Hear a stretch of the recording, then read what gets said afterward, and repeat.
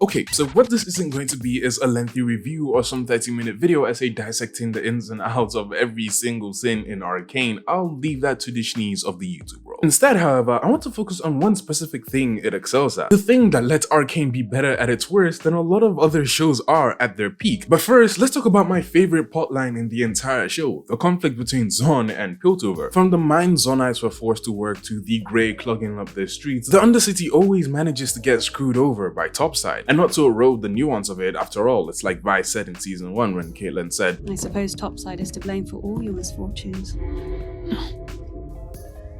Not all of them. But there is very clearly the oppressors and the oppressed, and the show makes it a point to put that friction on display whenever characters from either side are interacting, even when they put aside their differences for a bit and are supposed to be working together. Which leads me to one of my favorite scenes in season 2, where Echo is chewing out Jace for placing the Hexgate full saves closer to the underground. But then I very clearly remember the feeling of awe at the beginning of Act 2 in season 1, where we see that blimp get transported by the Hexgates. We immediately understand that a time skip has occurred, and during that time, Jace has managed to accomplish something incredible. Except, with the added context, now we know it's basically just a potential nuke waiting to pop off if something were to go wrong with the Hexgate, and the Undercity is most definitely going to feel it more. It's like Echo said, every time it rains, Zon is the one that gets wet. With the bleeding edge science that is Hextech, something could have very easily gone wrong, and it was already starting to with the anomaly. It's a great precursor to the point I'm making.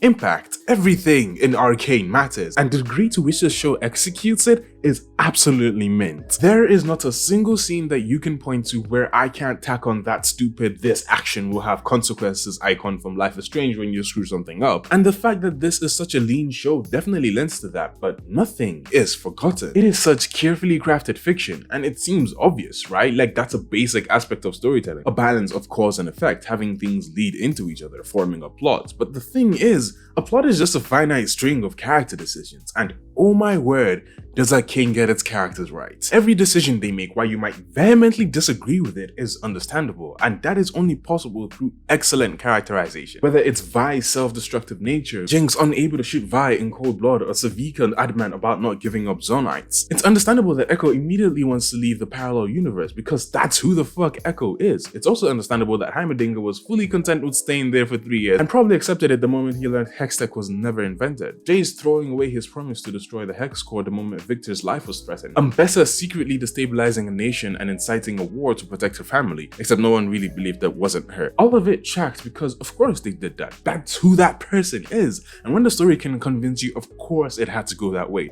while blatantly showing you all the ways it didn't have to go that way in a literal parallel dimension, you know they're doing something right. You have damn near every character handled that well, then you set them loose on the story and let them bump into each other, holding true to themselves while going through believable change. It creates a lattice of cause and effect, and at that point, the plot almost writes itself. But let's rewind a little, because I said a very specific and intentional statement. The thing that lets Arcane be better at its worst than a lot of other shows are at their peak. Bear with me for a second, because this ultimately leads back to the point I'm making. If I were to level one piece of criticism at this show, it would be that this season should have been 5 acts, not 3, which might sound like a crazy thing considering it's already the most expensive animated series of all time. Don't get me wrong, I'm a big fan of putting all the things in a final act, but I needed to sit longer with stuff to have it hit the way I thought it was going to. I don't hate where the Zon Piltover conflict went, but I wanted to see more in the way of active resolution. Same way I didn't see Mel and Ambessa's relationship devolving into fisticuffs. Did it work? Kinda, but would it have worked better with more? Definitely. But that's the thing though. The characters still mostly work because, once again, to my point, the characters are so well defined. So even when I'm sat here saying it was a little rushed, it still wasn't taking to such an unnatural conclusion. I think the best way to describe it is that since the beginning of this show, since the hype I felt watching the early trailers after being a fan of the League cinematics for years, the very first bridge scene with Vander rescuing Powder and Vi, the parts that weren't as well executed in this second season was my first proper reminder that, oh, this was supposed to be an adaptation of a video game. Consensus for this show before it aired, at least in the circles I was in, was cautiously optimistic, and when it went live, I almost completely divorced it from the pedigree of bad video game adaptations. And that was consistent as it transitioned from good TV to great TV to the phenomenon that it is today, crafting its story, weaving complex plots so well that the tiniest bit of unraveling is so jarring in comparison. Whether or not you agree that the second season wasn't quite on the level of the first, this show as a whole is still one of the best stories, fiction, pieces of media to come out this decade, and I stand by that statement. And barring those reasons, mind-blowing animation.